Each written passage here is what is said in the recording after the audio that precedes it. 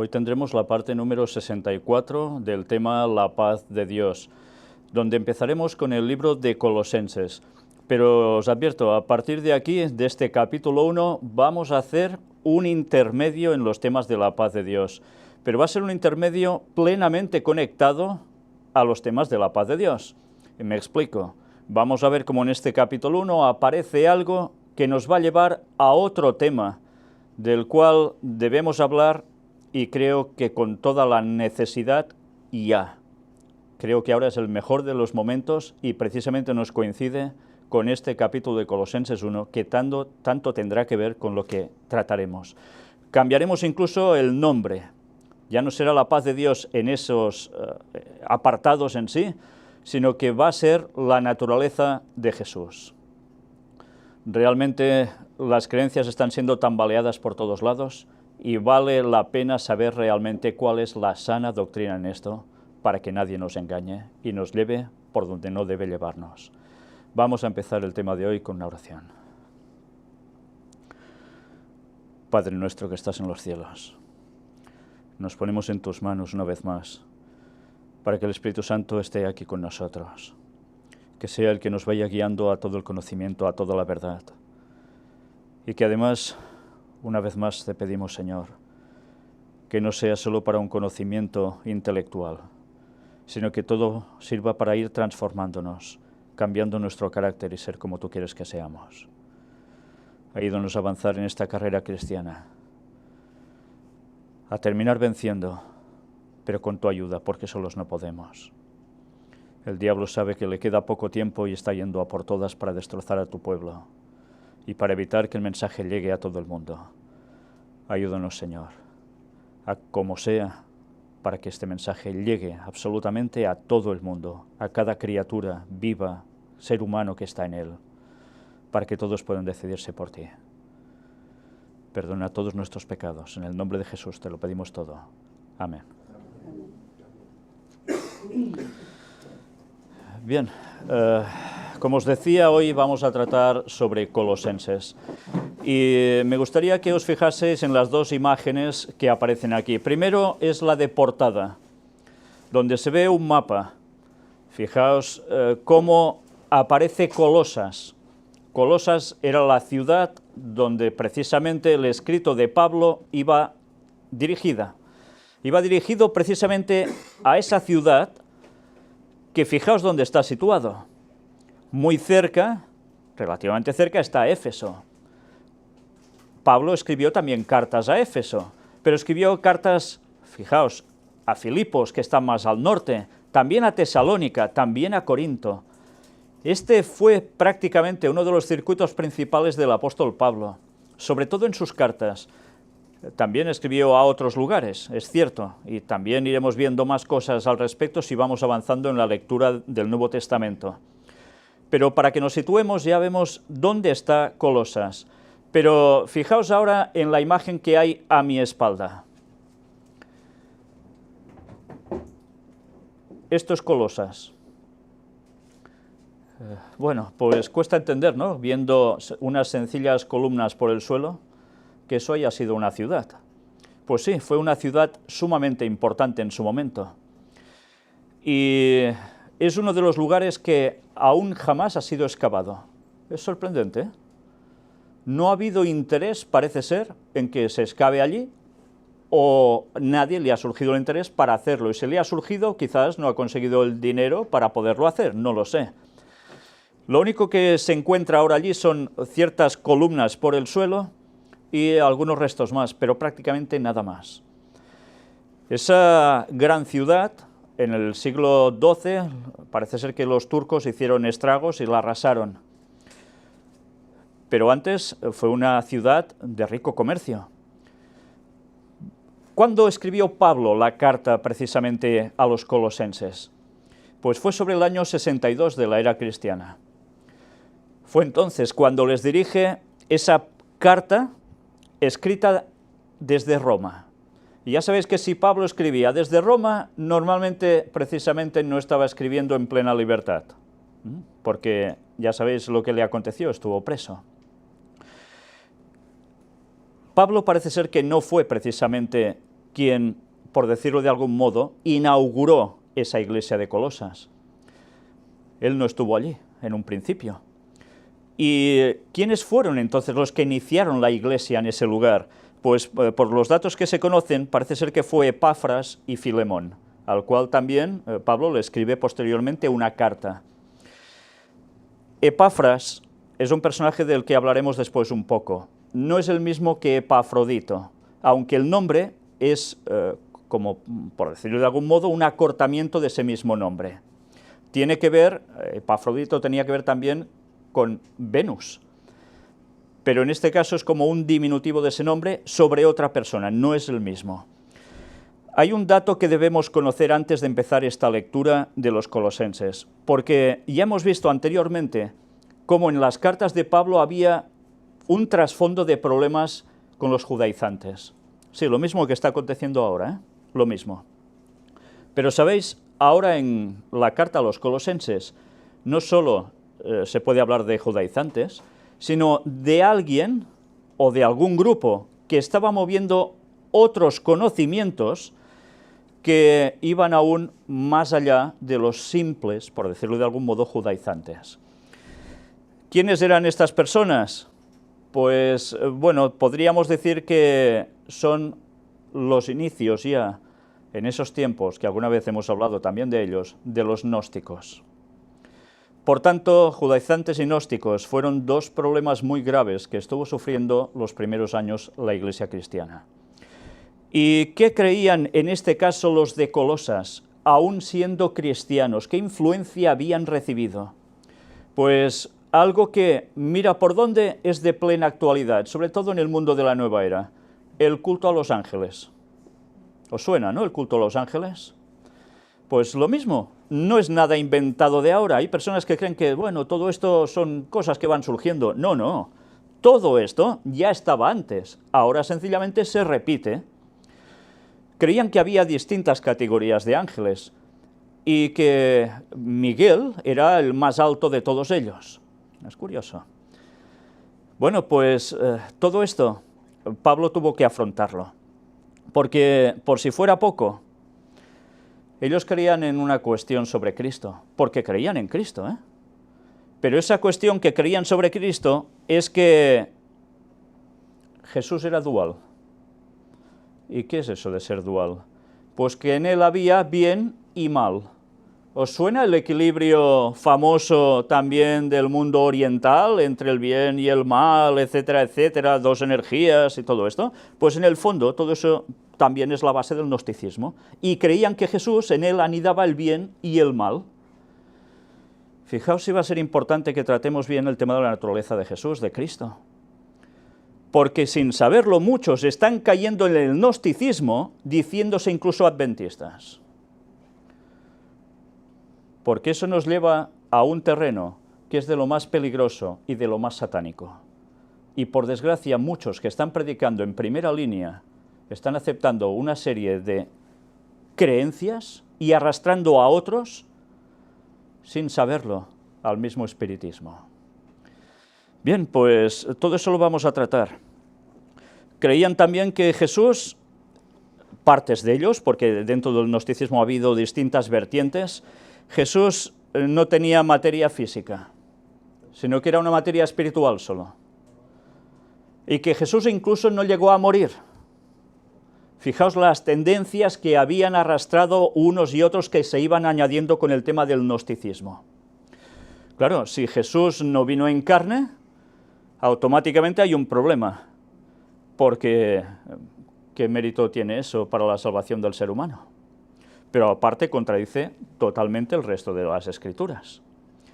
Bueno, pues era una cuestión que por allí pululaba.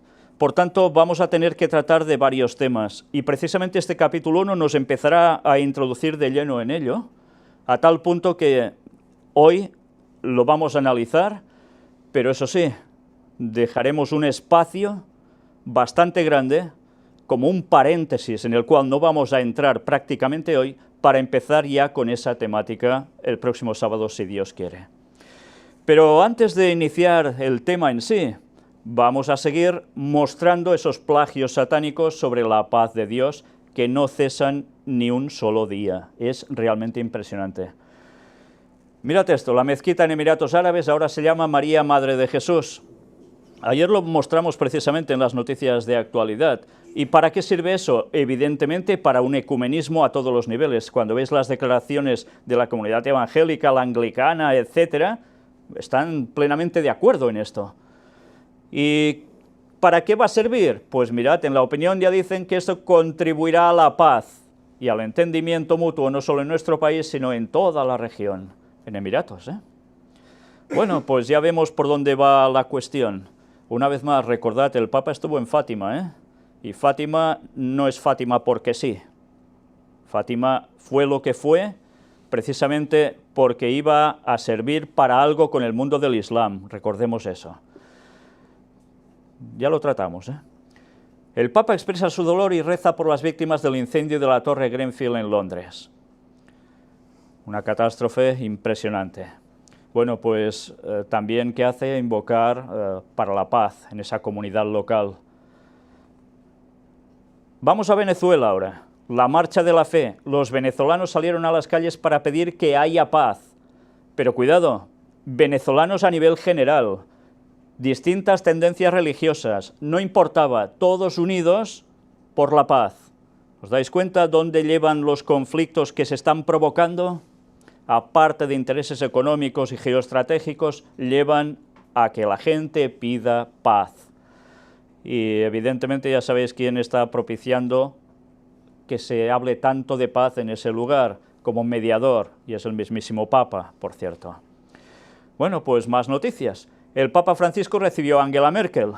Hablaron de cambio climático y multilateralismo. ¿Y qué hicieron también allí? Bueno, criticar un poco a Donald Trump, entre otras cosas.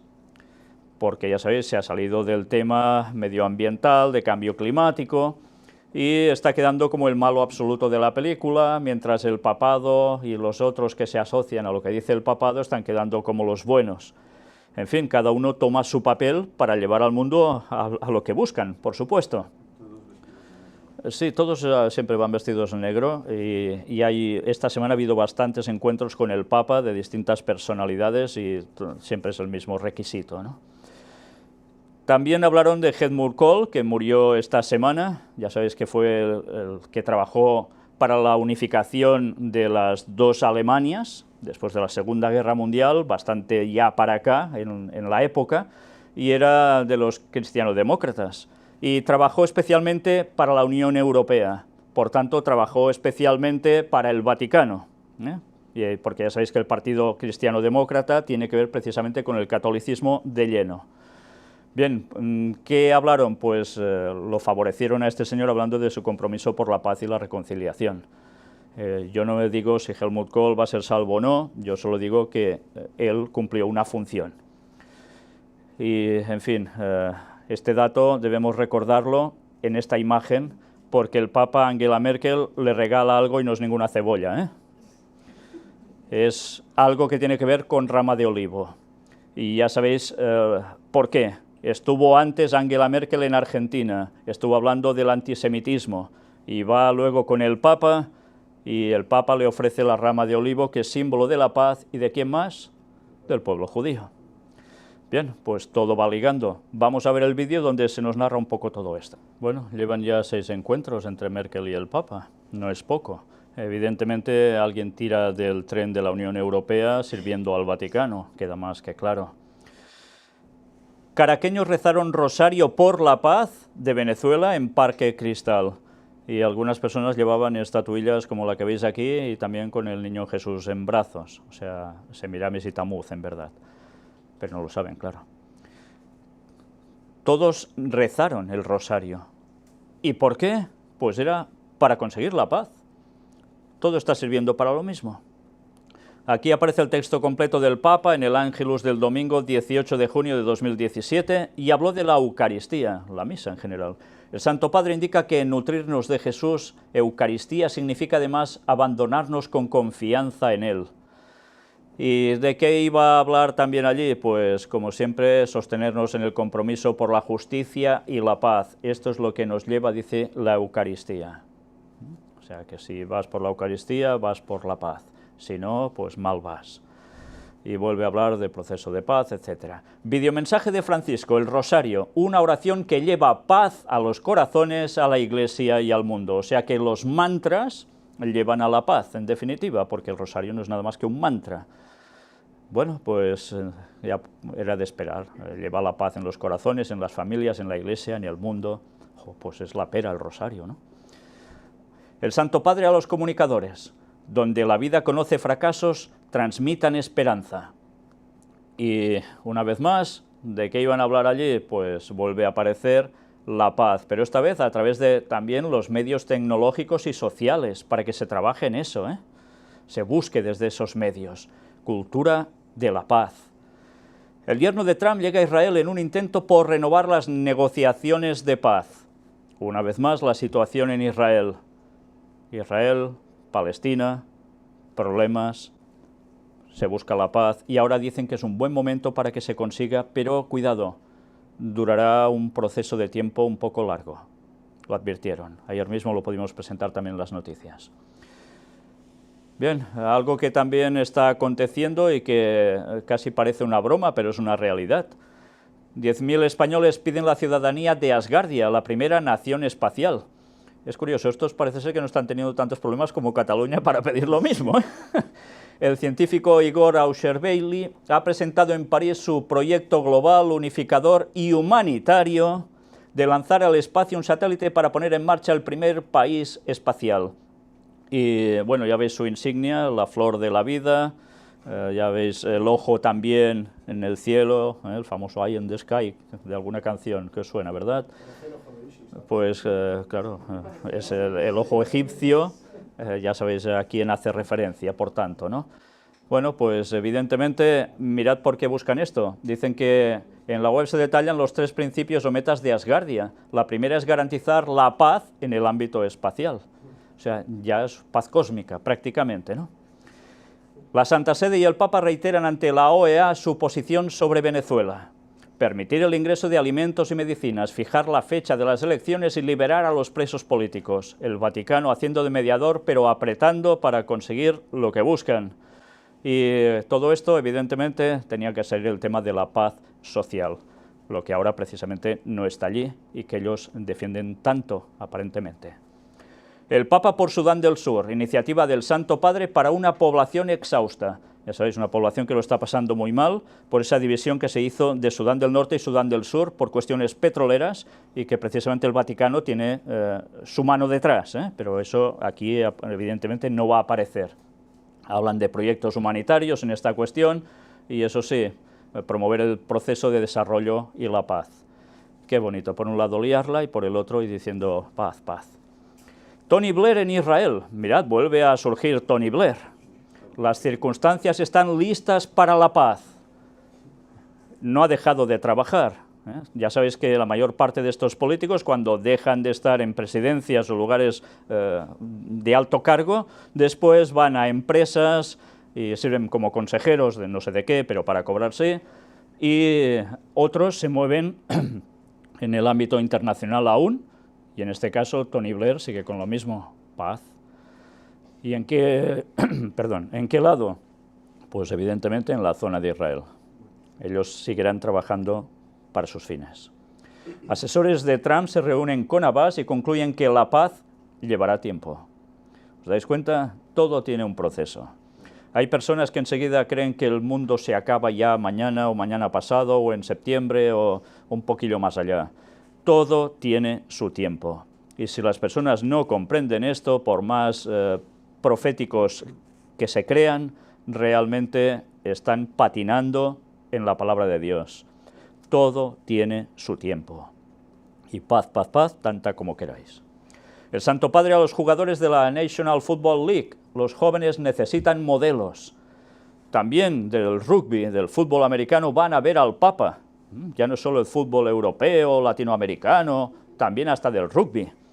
¿Y de qué habla también? Pues que sean bendición de Dios, la alegría y la paz. Curioso, con los topetazos que se pegan y que hable de paz en ese deporte. Bueno, los reyes de los Países Bajos recibidos en audiencia por el Papa Francisco.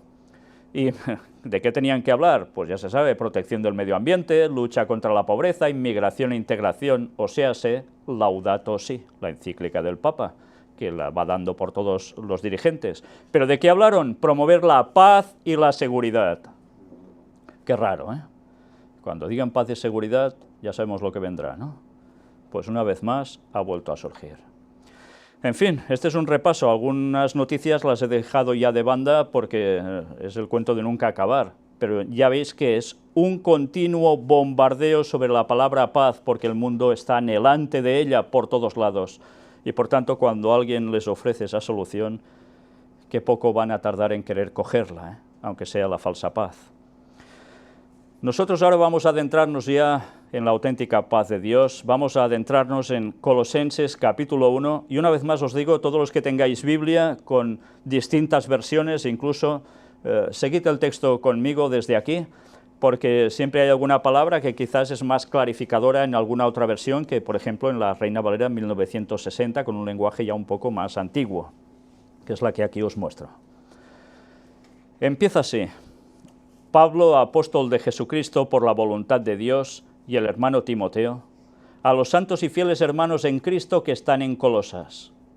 Gracia y paz sean a vosotros, de Dios nuestro Padre y del Señor Jesucristo. Una vez más, Pablo se presenta como apóstol de Jesucristo no por voluntad propia, sino por la voluntad de Dios, porque Dios lo eligió para esto, apóstol, enviado para dar el mensaje. ¿Y con quién estaba? Con Timoteo, al que después también escribe 2 cartas. Timoteo, su fiel colaborador. ¿Y a quién escribe en definitiva? Pues a los santos y fieles hermanos en Cristo que están en Colosas. Fijaos que dice santos y fieles hermanos en Cristo. ¿Se está dirigiendo a los que están apartados? No, a los que están en fidelidad. Pero eso no quiere decir que no vaya a advertirles y a ponerles las cosas en su sitio, ¿eh? ¿Cómo no? Empieza con gracia y paz sean a vosotros. La gracia inmerecida, dada por Dios a nosotros gratuitamente, y la paz, la auténtica paz, sea a ellos. ¿Por qué ya se presenta con esa paz? Pues porque evidentemente en Colosas esa paz no estaba, y era debido a lo que hemos comentado en el inicio de este tema. Iremos profundizando en ello. Siempre orando por vosotros, damos gracias a Dios Padre de nuestro Señor Jesucristo. ¿Quiere decir que Pablo y Timoteo se pasaban el día y noche orando por ellos? ¿Siempre? ¿Quiere decir esto literalmente? Es una forma de hablar, que siempre los tienen en mente, que siempre oran por ellos. No quiere decir que sea un continuo de cada segundo, de cada día y cada noche, pero siempre los tienen presentes en la oración. Y eso es algo que debemos aprender todos. Orar los unos por los otros. Y cuando no oremos de rodillas o estando en congregación, tenerlos también presentes en mente y en contacto con Dios, seguir ofreciendo la oración por los hermanos. Y añade, habiendo oído de vuestra fe en Cristo Jesús y del amor que tenéis a todos los santos. Eran buena gente, ¿no? Eran buenos hermanos. Tenían amor. ¿Amor por quién? Por la fe en Cristo Jesús, amor por los santos, los otros hermanos en la fe, quiere decir. A causa de la esperanza que os está guardada en los cielos, de la cual ya habéis oído por la palabra verdadera del Evangelio. ¿Cuál es la esperanza que está guardada en los cielos? ¿La lluvia? La esperanza guardada en los cielos es lo que todos tenemos como esperanza. ¿Y qué es? La segunda venida de Jesús, la salvación. Es más, incluso la mediación actual aún de Cristo por nosotros en el cielo, y que cuando concluya va a dar pie al resto de cosas que hemos dicho. Esa es nuestra esperanza. Y dice que ya habéis oído por la palabra verdadera del Evangelio. La palabra de Dios es clara. Jesús se va, Jesús vuelve. Y esa esperanza es la de que todos los cristianos debemos tener. Que ha llegado hasta vosotros, así como a todo el mundo, y lleva fruto y crece también en vosotros, desde el día que oísteis y conocisteis la gracia de Dios en verdad. Dice que llegó hasta ellos, pero dice así como a todo el mundo. ¿Está haciendo referencia a que el Evangelio había llegado ya a todo el mundo en los años de Pablo? ¿Todos los rincones del planeta conocían de Cristo? No. Una vez más es una expresión, porque ha llegado a mucho. En su tiempo llegó a mucho. ¿Cuál era el mundo conocido? Ya lo sabemos todos, ¿no? Pero había otros lugares donde el Evangelio aún no había llegado.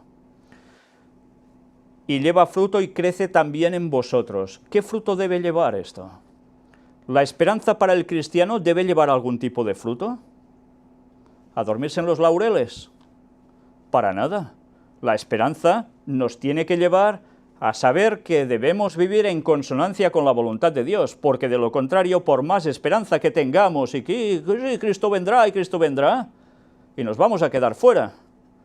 La esperanza tiene que provocar en nosotros que haya un cambio y que a través nuestro el mensaje evidentemente se manifieste en carácter, pero también en prédica, para seguir dando el mensaje a todos. Y dice que crece también en vosotros. Y así debe ser. Siempre se debe seguir creciendo. ¿Habéis visto una planta que de repente salga, pum, y ha crecido de golpe? No, es progresivo. Y en nosotros debe suceder lo mismo. Progresivamente iremos creciendo hasta una plenitud en Cristo.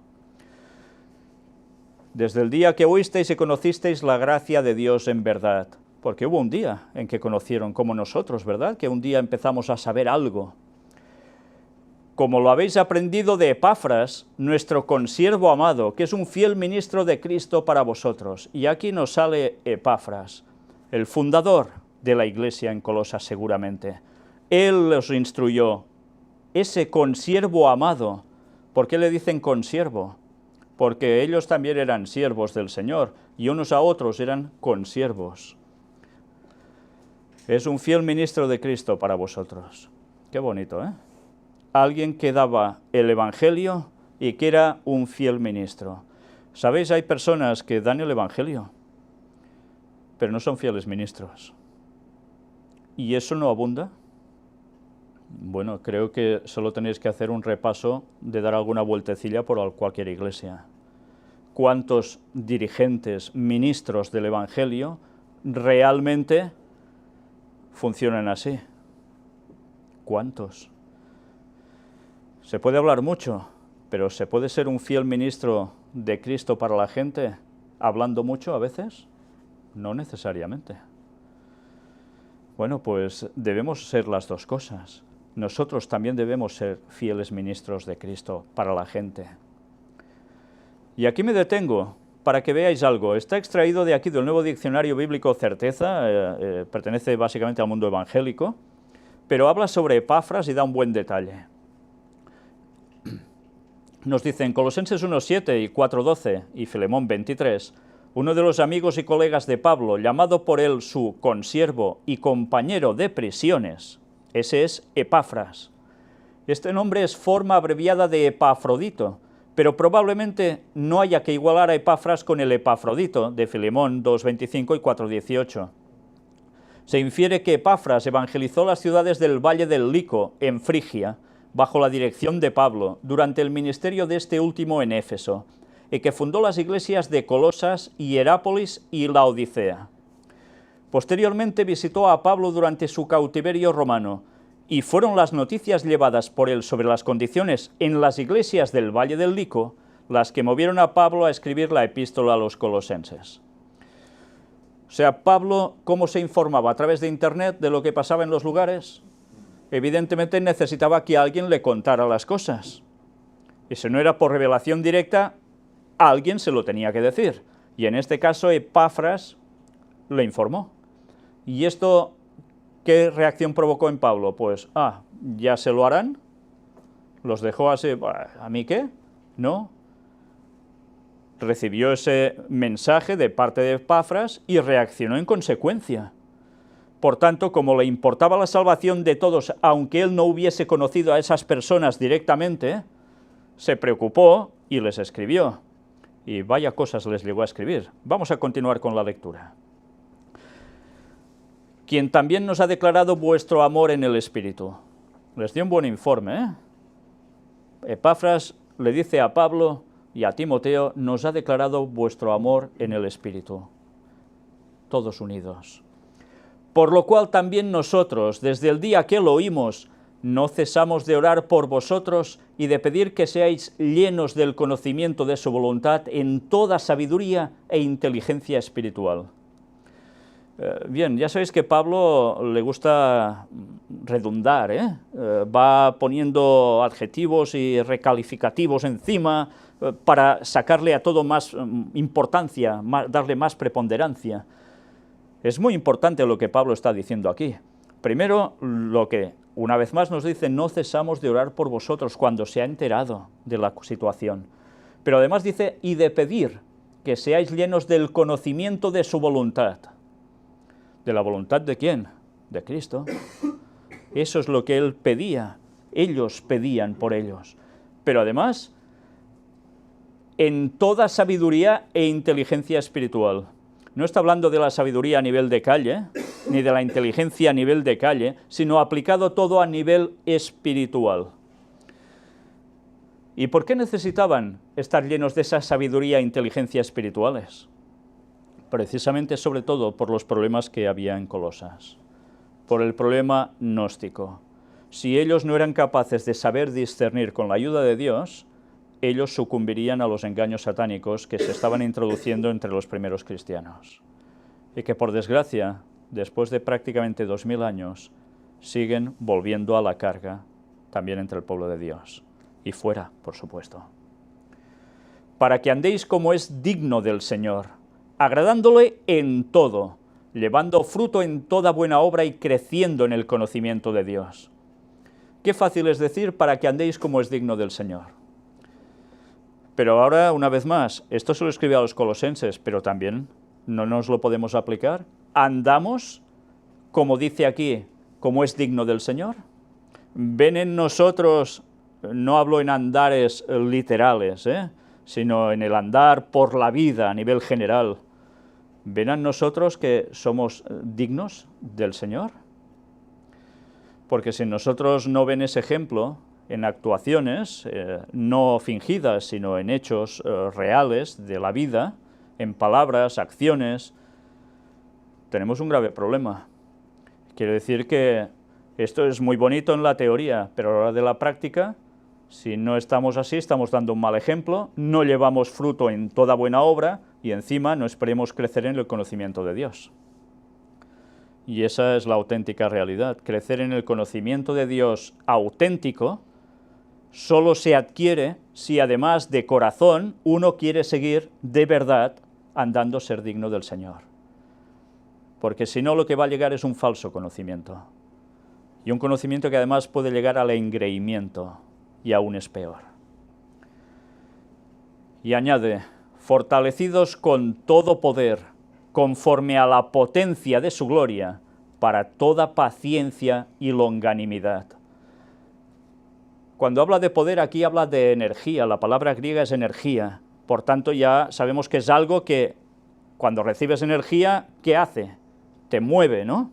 Pues eso se recibe de parte de Dios, conforme a la potencia de su gloria, para toda paciencia y longanimidad. Por tanto, crecer en ese conocimiento lleva paciencia también, paciencia para soportar muchas cosas, y eso creo que nos hace falta a todos.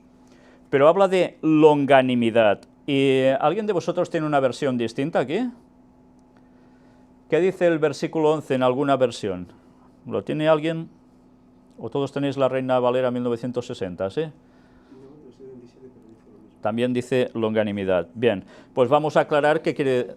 ¿Cómo? Dice constancia y paciencia. Constancia y paciencia. Dice, ¿qué versión es? Paciencia y en toda situación. Nueva traducción viviente. Nueva traducción viviente, la 95. de 1995. En toda situación. Paciencia en toda situación. Perseverancia con paciencia en toda situación. Vale. Pues longanimidad, si buscamos, lo que nos viene a decir es misericordia, contraria a ira o venganza. Fijaos, qué matiz tan interesante, ¿eh?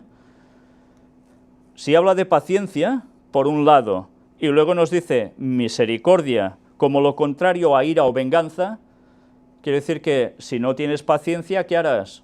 Pues tener ira y venganza. ¿Os dais cuenta cómo son dos términos que tienen que cabalgar juntos?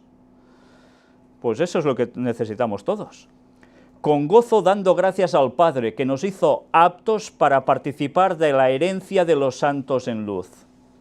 ¿Y cuál es la herencia de los santos en luz? ¿Cuál es esa herencia? ¿Los santos en luz?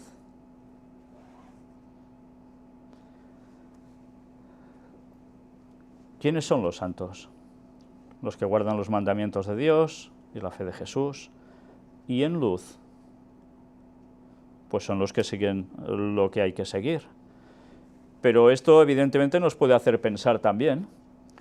Ser aptos para participar de la herencia de los santos en luz, en que todos los que están andando en un mismo sentir, en ese conocimiento de Dios, todos se mantienen en luz. Ciertamente en el cielo también hay santos en luz, ¿o no? ¿No hay santos en luz en el cielo? Ahora diréis, vaya, este se ha hecho papista. No, no. ¿Hay santos en luz en el cielo? ¿Están en la gloria de Dios? ¿Personas que han pasado por esta vida y estén en el cielo? Pues sí, también los hay.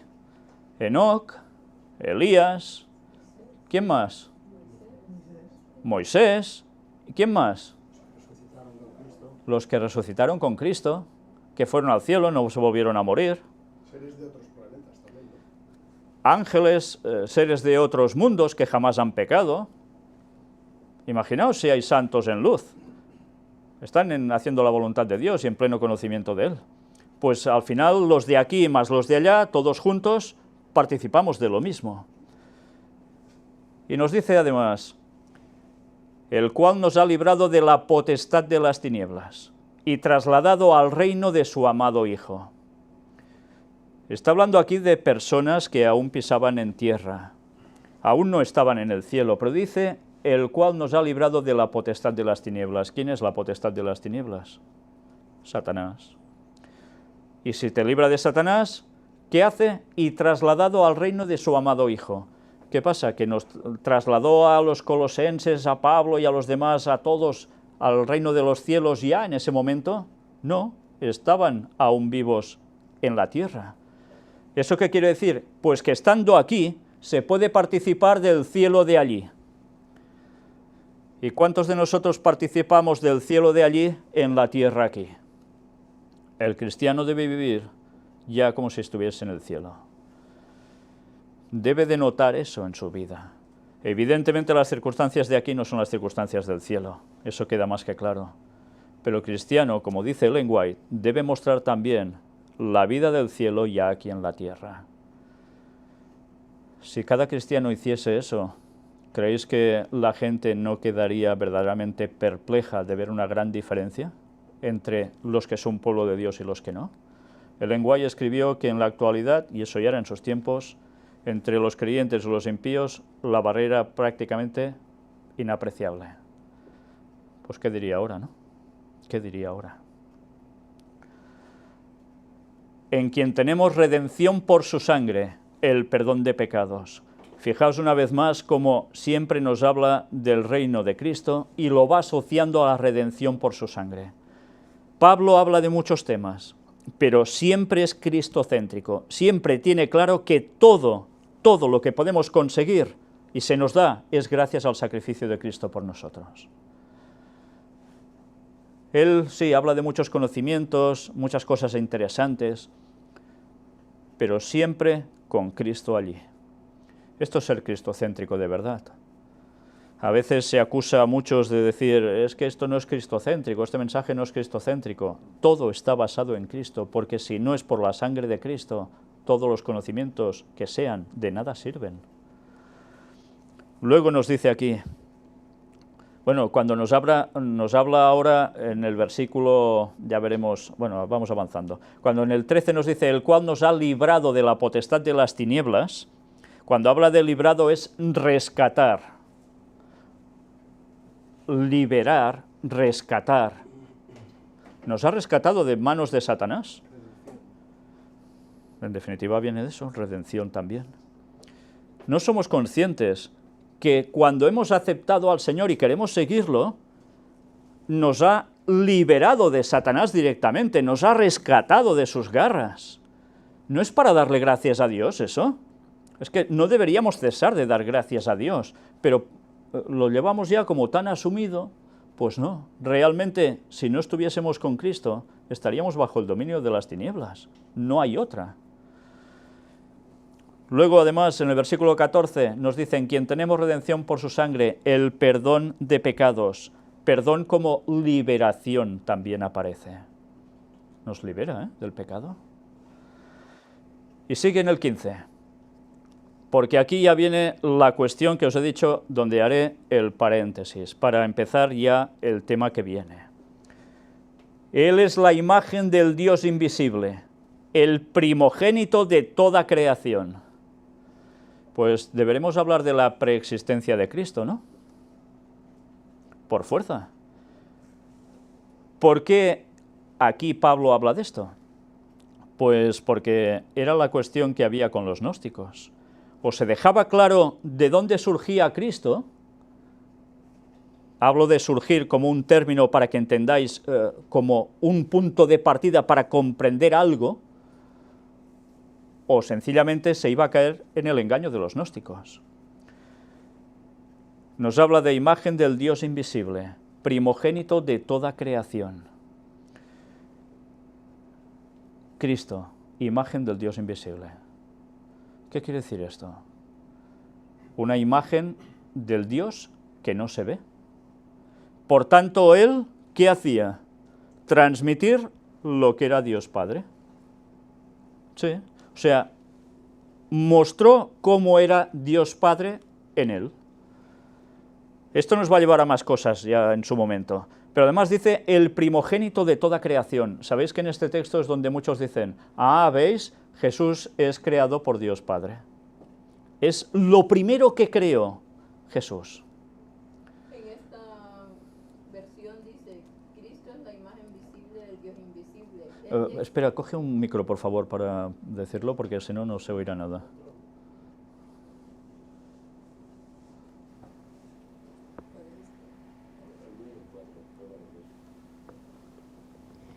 En esta versión dice, que es la nueva traducción viviente, Cristo es la imagen visible del Dios invisible.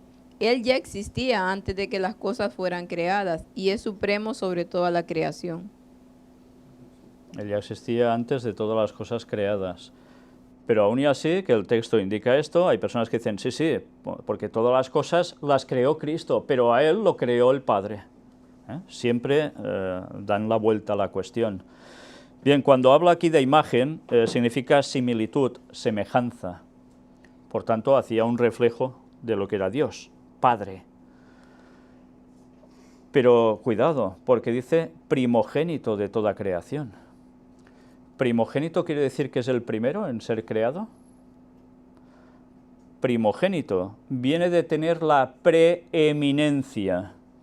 O sea, no ser el primero en algo en concreto, y luego lo veremos, como el mismo Pablo lo aclara, por eso hay que leer más y no quedarse solo con un texto, y nos viene a decir que el primogénito es el que tiene la preponderancia en algo en concreto. En este caso, ¿del qué? De toda la creación. Es el líder absoluto. También se le llama primogénito de los muertos, y en cambio... Esto es lo que ahora vamos a ver. Precisamente Pablo después nos habla de primogénito de los muertos. Resulta que Jesús es el primero que se muere, tú. Antes no se ha muerto nadie. ¿Nos damos cuenta? Si desconocemos o queremos ignorar los otros textos que nos terminan dando luz sobre lo que ha escrito antes, no vamos a enterarnos de nada y vamos a caer en malas interpretaciones. Los testigos de Jehová creen que Jesús es el primer ser creado por Dios Padre, pero no es el único. Que se lo digan a los gnósticos. También lo dice porque el primogénito de cada familia era el que recibía las bendiciones. Ahí está, el primogénito de cada familia el primero que nacía, es el que recibía todo el poder de que se le transfería por parte paterna, toda la heredad, exacto. ¿Y quién recibió el reino? Nos lo ha dicho antes, el Hijo. ¿Os dais cuenta cómo todo va ligando? Por eso, siempre leamos texto y contexto, porque si queremos aislar versículos y hacerles decir lo que quieran, vamos realmente fatal. Bueno, sigamos avanzando, porque mirad qué nos dice aquí.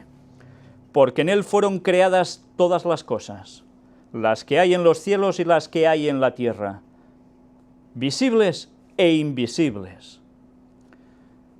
Me detengo un momento aquí. En él fueron creadas todas las cosas. ¿En él? ¿Cómo se entiende esto? Todo procede de él. Claro. ¿Cómo creó? ¿Cómo dice Génesis que crea? Por la palabra. O sea que eso yo no lo entiendo cómo se lo hace, para eso es Dios.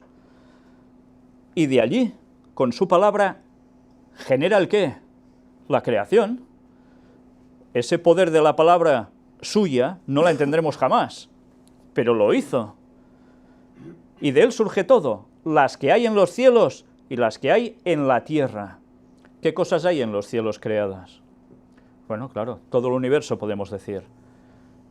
Pero solo estamos hablando de cuestiones físicas, astronómicas, mira, una estrellita, un planeta por aquí, una nebulosa por allá. No os hablamos solo de esto. Fijaos que además nos dice visibles e invisibles. Bueno, algunos pueden decir visibles, claro, lo que vemos. Invisibles, debe ser las cosas microscópicas que no ves. No, no, va mucho más allá. Y es cierto que ha hecho el macrocosmos y el microcosmos. Evidentemente todo. Pero nos añade esto que nos da una mayor comprensión aún. Creó, sean tronos, sean dominios, sean principados, sean potestades, todo fue creado por medio de él y para él. ¿De quién nos está hablando entonces aquí? Sean tronos, dominios, principados, potestades. ¿Quiénes son? ¿Sabéis? Este era uno de los textos que los gnósticos, o que hace referencia en parte ya a las creencias gnósticas. Ellos creían en que los ángeles tenían divisiones, grupos, unos más encumbrados que otros. ¿Es un disparate eso? No, es verdad. Hay jerarquía, por decirlo de algún modo, dentro de los ángeles, distintos órdenes. Pero evidentemente aquí no se está hablando de toda la creación. ¿Cómo funcionará la tierra nueva? ¿Cómo funcionaba la tierra antes de pecar? ¿Adán qué debía ser? El que tuviese el qué sobre la tierra. El señorío, la potestad, debía ser el representante de la tierra. Por desgracia pecó y todo eso ya sabéis cómo terminó. Y en Job se registra que cuando tiene que ir, o debería haber ido, Adán como representante delante del trono de Dios, cuando se juntan gente de otros mundos, representantes de esos mundos, a estar allí, ¿quién se presenta como el líder supremo de la tierra? Satanás, porque ha usurpado el lugar de Adán, porque Adán transgrede y él pasa a ser el dueño, entre comillas, príncipe de esta tierra. Por tanto, fijaos que aquí nos puede estar hablando de muchas más cosas, puede estar hablando incluso de creación en otros mundos, pero ciertamente también de ángeles. Y dentro de los ángeles ha habido de buenos y ha habido los que siguieron a Satanás en rebelión. ¿Y esos tienen también su orden? Pues sí, lo tienen. Muchas veces he comentado sobre esa trinidad satánica. Satanás junto a dos ángeles caídos de un poder tremendo. Pero Satanás dominándolo absolutamente todo, por encima de ellos. Pero aparte, otros ángeles caídos, que unos tienen más poder que otros. También tienen sus grados, su categoría, incluso siendo caídos. Bueno, pues todo esto se refleja aquí. Pero aparte, cuando todo lo hizo, y lo hizo perfecto en un principio, todo fue creado por medio de Él. ¿Quién es el creador? ¿Dios Padre? No, es Jesús el creador de todo. Cuando leemos Génesis capítulo 1, y vamos avanzando, quien está creando es Jesús, antes de encarnarse como hombre en la tierra. Él es el creador. Y dice que todo fue creado por medio de Él y para Él. Para Él mismo. Por tanto, si lo crea para Él, ¿es para qué? ¿Para que le sirvan? Sí, en cierto modo sí, ¿no? Somos suyos, por creación. Eso es lo que implica. Por creación somos suyos. ¿Cómo nos vamos a rebotar contra quien nos ha hecho? Si además es bueno y lo hace todo por nosotros, que hasta viene a morir por nosotros para que seamos salvos. ¿Verdad que no cuadra? ¿Cómo te vas a rebotar contra...? Pues sí, Satanás lo hizo, porque Satanás fue creado como Lucifer. ¿Y quién creó a Luzbel? ¿A Lucifer? Fue el mismo Jesús. ¿Os dais cuenta de la magnitud del pecado de Satanás? No se rebotó solo contra Dios en general, sino contra su propio creador, el mismísimo Jesús. Y contra toda la creación. Bueno, y en definitiva después contra todo, sí, contra todo lo hecho por Dios para derribarlo todo, ¿no? Y dice que, y Él es antes de todas las cosas, antes. Y todas las cosas en Él subsisten. ¿Quién es el que mantiene todo en el universo? Funcionando, vivo, moviéndolo todo. Jesús. Es el poder de Jesús. O sea, su palabra crea y además tiene, no sé cómo lo hace, pero mantiene todo en plenitud. Yo no puedo entender eso, no sé cómo lo hace. Él es Dios. Tampoco necesito saberlo, la verdad. Ahora a mí lo que me interesa es ganarme la salvación con su ayuda, porque si no, me voy a enterar menos aún de todo después. O sea que Dios revela lo que a nosotros nos interesa para nuestra salvación. Las otras cosas, si Él quiere, ya nos lo irá explicando. Tiempo tenemos toda la eternidad. Y Él es la cabeza del cuerpo que es la Iglesia. Una vez más nos vuelve a esa comparativa. Cuerpo humano, recordemos Templo de Salomón en forma cuerpo humano, ya lo mostramos también en conferencia. El lugar central donde había el Arca de la Alianza y tal, que era la cabeza. ¿Y qué simbolizaba? A Cristo.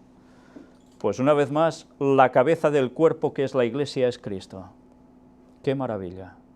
Sigue siendo la cabeza. Él es el que... ¿Qué hace la cabeza respecto al cuerpo? ¿Solo lo acompaña porque el cuerpo anda y la cabeza va encima? Lógicamente, la cabeza es la que mueve al cuerpo. El centro de mando del cuerpo, absolutamente. Entre otras cosas, por supuesto. Y ese es Cristo. Él que es el principio. Por tanto, ¿cómo lo diríamos aquí? En una letra muy conocida. Él que es Alfa. El principio. Y en Apocalipsis, ¿qué dice? Él que es Alfa y Omega, el principio y el fin. O sea, es todo. Aleph, sí. Por tanto, ya vemos que es la cumbre de todo. Pero mirad ahora lo que nos dice, Él que es el principio, el primogénito de entre los muertos, para que en todo tenga la preeminencia. Por tanto, ¿Jesús es el primero en morirse? No, no podemos decir eso, no es el primero que se murió. Entonces aquí, ¿cómo aplicamos primogénito? Pues ya nos lo dice Él, es que no hace falta que pensemos mucho, para que en todo tenga la preeminencia, porque ser el primogénito es el que tiene la preeminencia. No quiere decir que es el primero en ser creado por Dios Padre, sino que es el que tiene la preeminencia sobre toda la creación. Como hijo, tiene el poder de todo el reino. Sí. Como heredero. Es el heredero, se le da el reino al hijo, los textos son muy claros bíblicamente, por tanto, es el que manda, por supuesto. Bueno, pues una cosa que es tan clara, leyendo el texto, bajando un poco, desde que dice que tiene allí una primogenitura y un poco más abajo nos habla de primogenitura de los muertos, mirad si queda claro por sí solo el texto bíblico. ¿Y por qué tantos aún quieren seguir creyendo lo que no toca? Pues especialmente, y ahora me dirijo a los testigos de Jehová, que son los que creen esto, deberían pensar y analizar que su iglesia fue hecha, sí, salida del movimiento adventista, vale, muy bien, no de la iglesia adventista, del movimiento adventista, a partir de la predicación también de 1844 de Guillermo Miller, sí. Pero ¿quién empezó a encabezar ese movimiento que terminó siendo los testigos de Jehová? El señor Russell. ¿Y qué era ese señor? Un masón. ¿Y dejó de ser masón? No, jamás, jamás dejó de serlo. Entonces, ¿qué podemos esperar? ¿Qué podemos esperar? Si estos señores se dedicaran a analizar sus orígenes como denominación religiosa, ya saldrían corriendo de allí. Pero como muchos no les da por estudiar por sí mismos, pues pasa lo que pasa. En fin, sigamos, porque el texto ya veis que gracias a Dios se explica por sí solo. Pablo a veces puede parecer complicado, pero cuando vamos mirando detenidamente, ¿verdad que gracias a Dios sale todo con claridad? Bueno, pues mirad qué nos dice a partir de ahora. Para que en todo tenga la preeminencia, por cuanto agradó al Padre que en él habitase toda plenitud. El Padre ya le agradó que eso fuera así, que él fuera el que tuviese la preeminencia de todo. Fijaos cómo es un orden que entre ellos se establecen así. Del mismo modo que Jesús es el que crea, podía haber sido al revés, pero ellos consideraron que debía ser así, y al Padre le parece bien. Bueno, pues dice que además en él habitase toda plenitud. Y el Hijo llega a la tierra. ¿Qué plenitud le llega? Pues esto es lo que deberemos estudiar a fondo. Aquí dice, ¿Sí? vuelvo en esta versión, que dice, pues a Dios en toda su plenitud le agradó vivir en Cristo. Bueno, es una traducción un poco más compleja, ¿eh? Siempre hay que buscar los textos originales porque a veces las traducciones ya veis que nos pueden quedar un poco de ese modo, ¿eh? Por cuanto agradó al Padre que en él habitase toda plenitud. Y mirad que añade ahora, y por medio de él reconciliar consigo todas las cosas. Aquí ya nos va dando una vislumbre. Aquí está haciendo referencia además con esa plenitud en Cristo, o de Cristo tener esa plenitud. Por medio de él reconciliar consigo todas las cosas. ¿Qué reconcilió? Pues aquí nos lo dice, así las que están en la tierra como las que están en los cielos, haciendo la paz mediante la sangre de su cruz.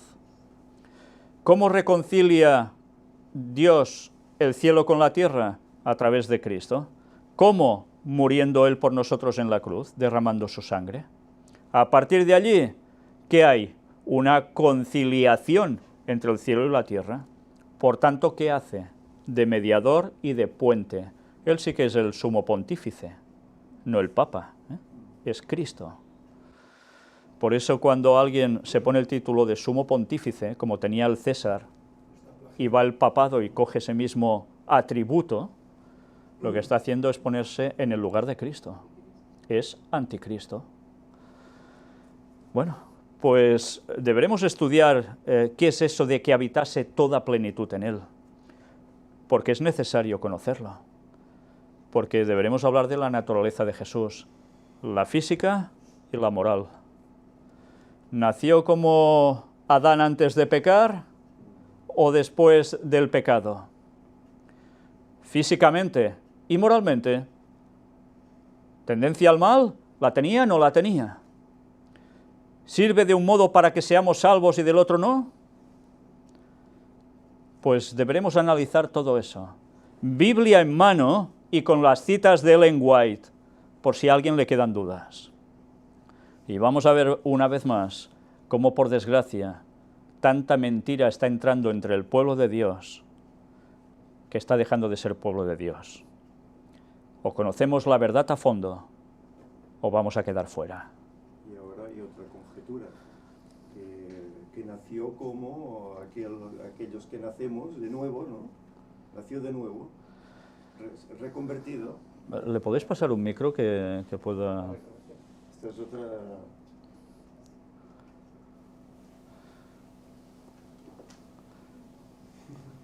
¿Está conectada? Has de... Perdón. Sí, ahora desde un tiempo para acá hay una tendencia que incluso hay algún famoso pastor, de estos que están en internet y tal, que no se oye. Acércate más. Pues ya más me lo pongo dentro, ¿eh? Hay una tendencia en la cual se sugiere que Cristo vino como cuando el ser humano conoce a Cristo y nace de nuevo. Lo tiene encendido. No está encendido. ¿La lucecita está? Ahora está. Vale, ahora sí. Sí, pues ya me pierdo el hilo, ¿eh? Bueno, Decía que hay una tendencia, que hay pastores que están predicando eso, ¿no? Que Él vino como nosotros cuando conocemos a Cristo, salimos del pecado, nacemos de nuevo, pues que Él vino en esa condición, como nacido de nuevo. ¿Eh? Esa es la tendencia que hay. Es decir, no como antes de Adán antes de pecar o Adán después de pecar, sino en este sentido, como nacido de nuevo. Sí. Habiendo estado en pecado, nacido de nuevo. Para rizar el rizo tanto Es como rizar quieran. el rizo, Sí, pero ¿Van a vamos. hacer de nuevo, Jesús? Exacto. Para ser más puro. Fijaos cómo si necesitaban hacer de nuevo, que Juan lo quiere bautizar, no. Pero él dice que es necesario que se haga así. ¿Hacía falta porque él estaba en pecado antes? No, pero se hizo como ejemplo para que todos siguiésemos sus pasos, entre otras cosas y otras enseñanzas más. Hay cosas que por sí solas ya caen, ¿no? Solo hace falta analizar un poco el resto de la palabra de Dios. Pero por desgracia, como cada vez más el cristiano estudia menos la palabra de Dios y se deja embaucar por lo que dice gente desde púlpitos o desde vídeos, pues pasa lo que pasa. Y Ellen White clarifica muy detalladamente en qué condición vino. Y tanto, pues todo Muy esto... detalladamente. Todo esto lo mostraremos, y os advierto, porque no creáis que va a ser un tema de una horita y vámonos a casa, porque va a dar para bastantes temas. Porque solo en textos bíblicos hay cantidad industrial al respecto. Pero en citas de Ellen White ya no os digo nada. Pues todo eso es lo que vamos a mostrar, si Dios quiere, a partir del próximo sábado.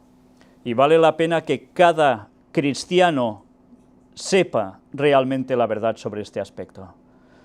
Pero fijaos que es un continuo, ¿eh? Como dijo Ellen White, todo va a ser tambaleado. Y así está siendo. Todo es removido, sea la doctrina que sea. No para el diablo. ¿Por qué? Porque sabe que le queda poco tiempo. Y el pueblo de Dios cada vez es más incauto. Y en vez de buscar en oración y estudio profundo de la palabra de Dios, se dedica a oír a personajes que van endiosando, y así terminarán. Y el problema de aceptar un error doctrinal es ir aceptando otros. Es una cadena, un Es error una te lleva a cadena. otro, por Es una supuesto, cadena. por supuesto. Bueno, pues vamos a ir finalizando este capítulo. Y vamos por el versículo 19, y dice el 20, haciendo la paz mediante la sangre de su cruz. Una vez más, ¿es cristocéntrico el mensaje? De lleno. Pero una vez más, ¿Cristo es clavado en la cruz y derrama su sangre o no? Fijaos, los gnósticos decían que de eso nada, que era un cuerpo espiritual. ¿Un cuerpo espiritual va soltando sangre? Bueno, pues vamos a seguir avanzando. Y a vosotros también, que erais en otro tiempo extraños y enemigos en vuestra mente, haciendo malas obras, ahora os ha reconciliado. Erais en otro tiempo extraños y enemigos en vuestra mente.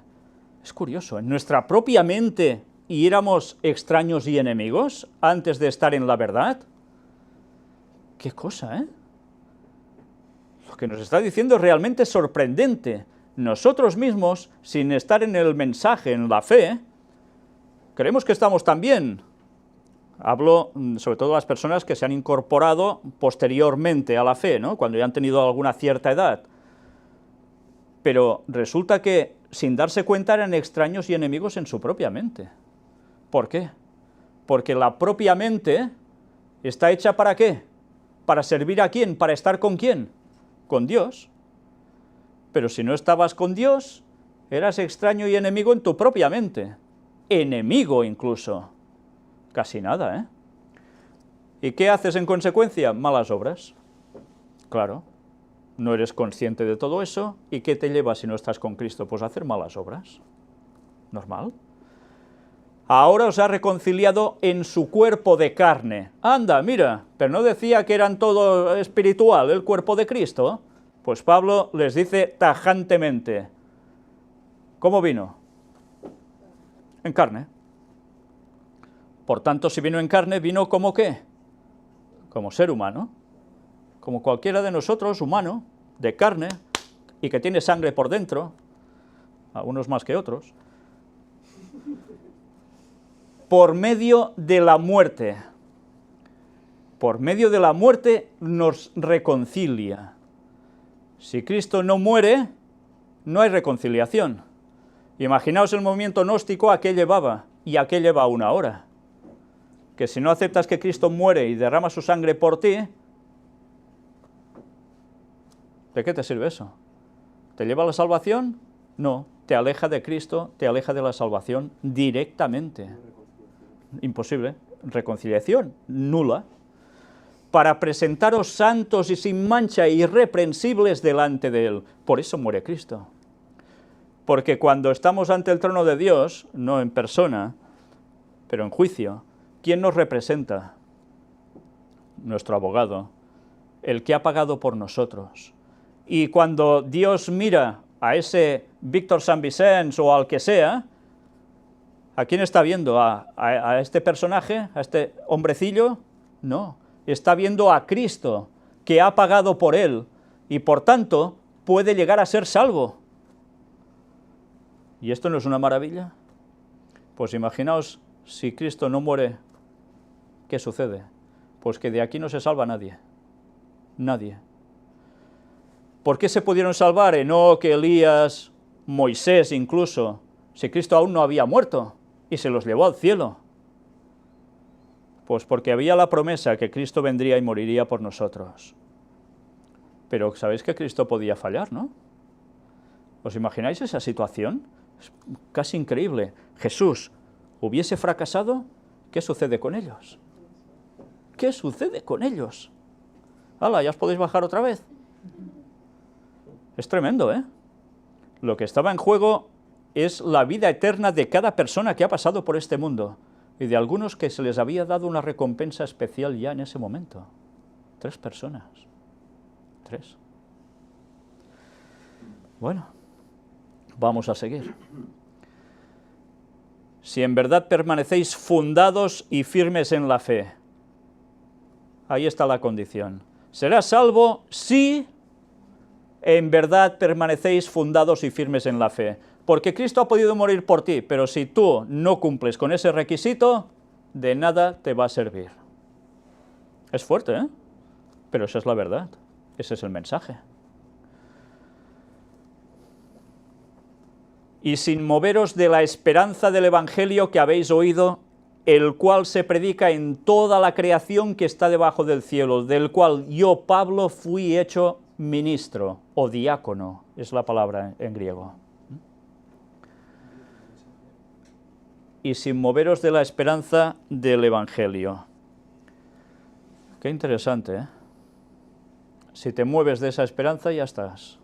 Si te entra una doctrina que te lleva a otra cuestión, ya estás. Lo que decíamos, un error te va a llevar a una cadena de errores y te va a apartar de la verdad y te va a apartar de la salvación. Y eso no siempre se tiene en cuenta, ¿eh? Imaginaos cuando Pablo decía de luchar por la sana doctrina. Pues es lógico, no es ninguna absurdez, no es una locura.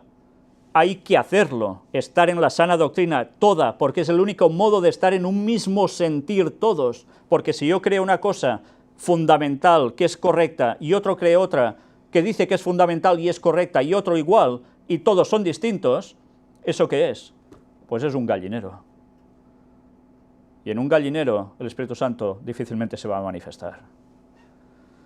Por tanto, la Iglesia debe estar unida bajo unos mismos conocimientos y vivirlos, porque de saber el conocimiento y no vivirlo, tampoco va a servir de nada.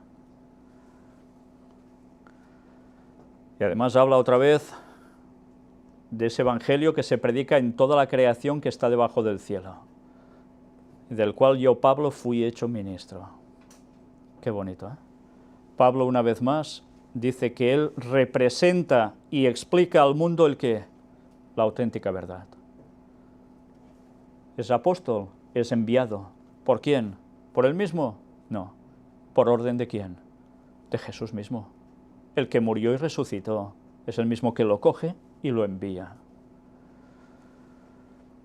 Ahora me gozo en lo que padezco por vosotros, y cumplo en mi carne lo que falta de las aflicciones de Cristo por su cuerpo, que es la Iglesia. Aquí está hablando de la situación que Pablo estaba viviendo, estaba preso, pasaba aflicción por los creyentes, sean los de Colosas, los de Filipos, los de donde fueran. ¿Y él estaba amargado por eso? No, para nada. Estaba gozoso de padecer por causa de ellos, porque él no paraba de dar el mensaje igualmente, aunque estuviese en la cárcel. ¿Y qué hace? Pues aún completar las aflicciones de Cristo por su cuerpo. Él también padecía. Evidentemente no pasó por lo mismo que Cristo, nadie pasará por lo mismo que Cristo, pero él estaba participando de esos padecimientos también. Por su cuerpo, que es la Iglesia. Una vez más nos recalca, el cuerpo de Cristo es la Iglesia. Hay personas que siguen diciendo, no, Dios no dejó instituido ninguna iglesia. Pues vaya, eso es una mentira absoluta. Ciertamente, Jesús cuando se fue dejó instituida una iglesia. Y los apóstoles, y entre ellos Pablo, lo dejan más que claro. Otra cosa es que esa iglesia se fuera deteriorando por lo que todos sabemos, pero la iglesia sigue al paso de los años. Y lo vemos en la historia, gente que va recuperando verdades perdidas por el gran poder del Vaticano durante siglos y siglos. Y van recuperando uno una verdad, otro otra, y van añadiéndose y quieren ser pueblo de Dios fiel. ¿Sabéis? Esta misma semana leía sobre los valdenses.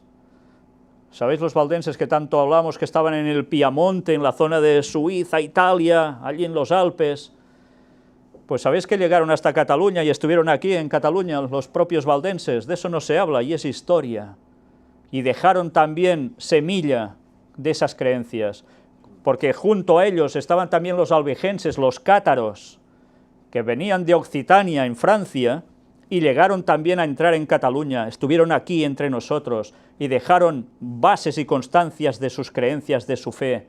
Y muchos, ¿cómo terminaron? Ya os lo sabéis, ¿no? La historia. Fatal, fatal.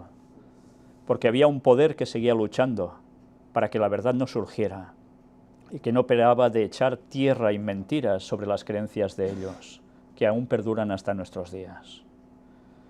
Dios siempre ha mantenido una iglesia, porque a pesar de que unos morían, Dios iba levantando a otros. Y ya sabemos la historia hasta llegar al movimiento adventista, y a la generación de la cual surge la iglesia adventista. Y cómo también Satanás entra y destruye, y vuelve a llamar Dios un remanente, a ese remanente. Y ese remanente del remanente sigue cogiendo verdades y diciéndolas. Y eso es necesario, es vital, sobre todo en estos últimos tiempos. Y vamos a seguir para ver si terminamos este ya capítulo 1. De la cual fui hecho ministro, según la administración de Dios que me fue dada para con vosotros, para que anuncie cumplidamente la palabra de Dios. Cumplidamente, ¿eh? No otras cosas, sino la que toca. ¿Y quién le propone a él para hacer esto? La administración de Dios, que le da para que haga eso con todos. El misterio que había estado oculto desde los siglos y edades, pero que ahora ha sido manifestado a sus santos. ¿Cuál era ese misterio? Fijaos que a Pablo le gusta utilizar la palabra misterio. ¿Pero por qué? Los gnósticos, ¿en qué estaban basados? En los misterios. ¿En qué misterios? Los misterios de Babilonia. No se habían inventado nada. Sencillamente cogían lo de Babilonia y lo seguían transformando y adaptando a las circunstancias y época suya. Y con esos falsos conocimientos mistéricos hacían sucumbir a muchos. Y Pablo utiliza los mismos términos de las sociedades secretas de ese tiempo y lo utiliza para demostrar y contrariar con la palabra de Dios a todos ellos. Por eso Pablo utiliza tanto la palabra misterio. Y dice que estaba oculto ese misterio desde los siglos y edades. ¿A qué se refiere? ¿Qué misterio estaba oculto durante la eternidad pasada? Pues el plan de salvación para el hombre. No se había creado aún la vida sobre la tierra, que Dios ya sabía que el hombre iba a pecar. Y Dios ya sabía, antes que Satanás se convirtiera en tal, que iba a suceder, porque para eso es Dios. ¿Y qué había hecho preveyendo ya, sabiendo que eso iba a pasar? Preparar todo un plan de salvación que nadie sabía. Los ángeles no sabían que pasaría todo eso, no lo sabían los habitantes de otros mundos, nadie lo sabía, solo lo sabía la divinidad. Y llegó un momento en que se manifiesta, ese misterio oculto, llega el momento en que se manifiesta cuando la situación se produce. Y dice, pero que ahora ha sido manifestado a sus santos. ¿Por qué manifestado a sus santos? Sabéis que incluso en los tiempos antes de Cristo se hacían sacrificios, ¿verdad? No hablo de los paganos, hablo de los del pueblo de Dios. ¿Sabéis? Ellen White escribe también sobre cómo los propios del pueblo de Dios que hacían esos sacrificios muchas veces no terminaban de ser conscientes de la magnitud de lo que eso implicaría en Cristo. Ni ellos mismos sabían la magnitud de todo eso. Y hasta que no se produce la muerte de Cristo en la cruz, esos santos que han podido vivir esta experiencia, todo ese concepto no se les aclara. Por fin ese misterio les queda claro de verdad. A quienes Dios quiso dar a conocer las riquezas de la gloria de este misterio entre los gentiles. Atención a esto porque, sabéis, me escribe mucha gente y entre los muchos que escriben siempre hay personas que son realmente judaizantes y sionistas a tope. Y por desgracia no son conscientes de cómo los están moviendo como títeres. Y por desgracia además muchos de ellos no son ni judíos de linaje, no lo son. Pero llegan a creer que si no hacen lo mismo que los judíos, guardar esas fiestas y tantas cosas más, pues que estás haciendo un disparate. Bueno, pues la historia no cambia, es lo mismo. Pero aquí nos dice claramente dar a conocer las riquezas de la gloria de este misterio entre los gentiles, porque hay de ellos que dicen que eso solo puede quedar entre los judíos. Entonces el resto, ¿qué pintamos? Bueno, nosotros porque aún tenemos linaje judío, pero ¿y tantos otros que no tienen nada de linaje judío, qué? Ya se pueden morir todos, porque se van a perder la eternidad igualmente. ¿Os dais cuenta qué salvaje? Es una locura decir eso. El Evangelio era para todos, y ese misterio del plan de salvación es dado también para que lo conozcan los gentiles, entre los gentiles. Que es Cristo en vosotros la esperanza de gloria. No son fiestas, no son ciertas cosas, lo que es la esperanza de gloria es Cristo en nosotros. Y eso da igual si eres judío, si eres japonés, si eres de Tailandia, si eres de Groenlandia. Tú, si tienes a Cristo, puedes ser salvo, porque ese plan de salvación se te ofrece como gentil. De nosotros depende si lo queremos o lo rechazamos, porque, no, es solo para los judíos. ¿Os dais cuenta que esa magnitud de pensamiento lleva a decir que aparecerá un Mesías en un cierto lugar y todos creerán que es Él? Van a caer de lleno en la trampa satánica cuando venga haciéndose pasar por Jesús. Y la gente no es consciente que por creer en esas cosas, por no seguir la verdad de la palabra de Dios tal cual, se van a perder ellos y muchos más. Y a todos los que pueden llegar a arrastrar. A quien anunciamos, amonestando a todo hombre, amonestando a todo hombre. ¿Amonestamos a todo hombre? ¿Qué quiere decir amonestar a todo hombre? ¿Que les vamos sacando tarjeta amarilla a todos? Amonestamos a todo hombre. ¿Por qué? Bueno, ya nos lo aclara. Y enseñando a todo hombre en toda sabiduría a fin de presentar perfecto en Cristo Jesús a todo hombre. Por tanto, lo que hemos de hacer es amonestar a la gente. Oye, esto no funciona así. Hay un plan de salvación. Cristo vino a morir por ti.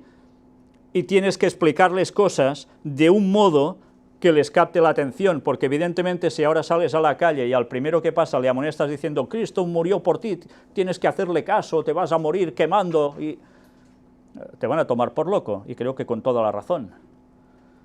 Hay que saber dar el mensaje a cada persona, a los grupos, donde sea, con la particularidad de la mentalidad de cada lugar, para que la gente despierte, analice, incluso los que no creen para nada ni que Jesús llegó a existir, se den cuenta a través de evidencias que realmente hubo alguien que fue así. Y ese alguien no era un cualquiera, sino que era Cristo encarnándose. Y eso no es poca cosa. Y dice que todo eso debe hacerse enseñando a todo hombre en toda sabiduría. ¿Os dais cuenta? En toda sabiduría, quiere decir que no solo se trata de decir, mira, ha muerto y ya está y te va a salvar. Se trata de darle conocimientos generales de todo para que puedan sospesar en sabiduría y darse cuenta que lo que les dices es verdad, a fin de presentar perfecto en Cristo Jesús a todo hombre. Así todos se pueden presentar ante Cristo para ser salvos. ¿Pero qué necesitarán? Un conocimiento sabio, con buenos argumentos.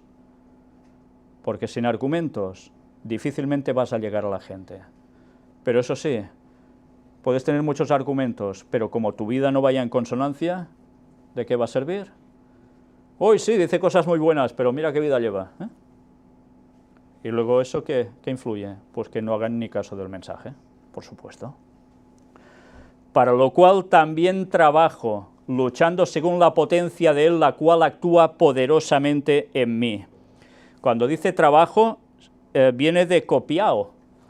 Sí, no viene de copiar, no. Es lo primero que uno, cuando lee el griego, dice copiao. Ostras, un andaluz cuando lo ha copiado, ¿no? No lo ha copiado. Significa esforzarse, afanarse, bregar. O sea, que es más que un trabajo de, venga, vamos, feo. Copia de, sí, sería bastante eso, en definitiva. O sea, es con intensidad, a por todas. No es un trabajo de dormirse en laureles, es a por todas. Perseverar. Claro, hay que perseverar. Para lo cual también trabajo luchando según la potencia de Él.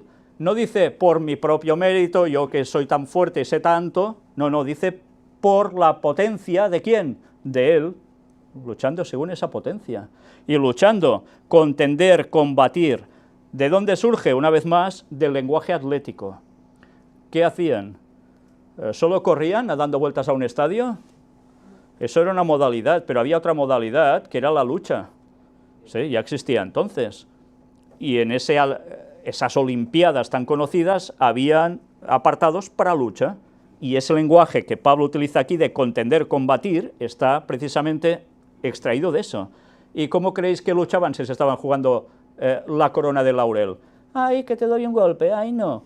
Irían a por todas. A por todas. Esa era una lucha a tope. Pues en consecuencia es como Él hacía el trabajo y como nosotros debemos hacer el trabajo para dar el mensaje a la gente. A por todas.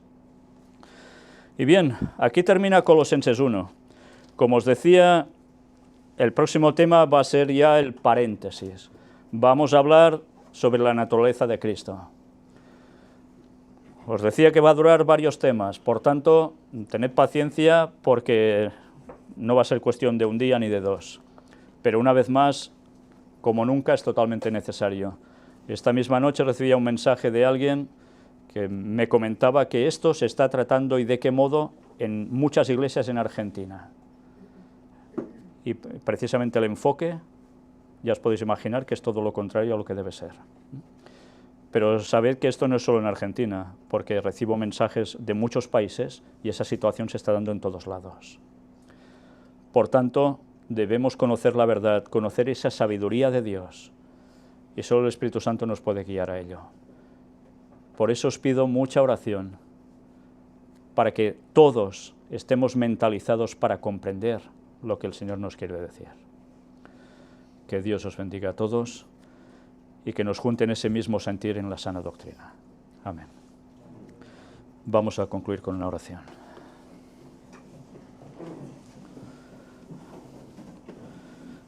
Padre nuestro, nos ponemos una vez más en tus manos, para que nos utilices tanto como puedas, para recibir tu sabiduría, tu verdad plena, poderla vivir y poderla compartir, luchando intensamente por ella, luchando intensamente para llevar a cada persona a la salvación a través de la auténtica verdad. Sabemos que los engaños de Satanás no van a cesar, cada vez son más fuertes, y no solo más fuertes, sino que se van extendiendo en distintas ramificaciones.